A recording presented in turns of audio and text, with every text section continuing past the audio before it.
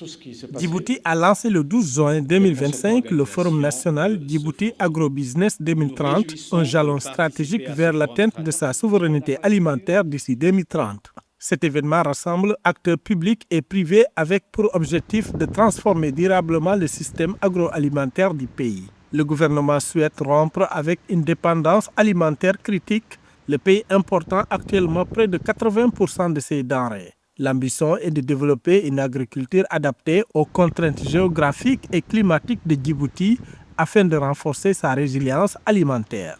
On ne peut pas continuer à importer 95% ou 90% de notre assiette de l'extérieur. Nous ne pouvons pas nous permettre d'observer que pour des raisons X, et on l'a vu lors du Covid, on l'a vu lors du blocage de Bab el-Mandeb et tout ce qui s'est passé, les conséquences sur le fret, sur le coût, sur l'inflation, mais également sur la disponibilité de certains types de produits de première nécessité.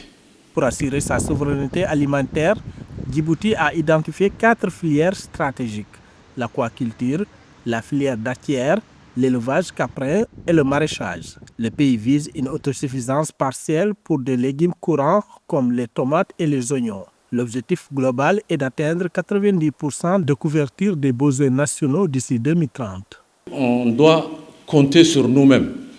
Ce n'est pas dans cette perspective où on va vivre en totale autarcie ou en totale autosuffisance. Ça ne sera pas possible.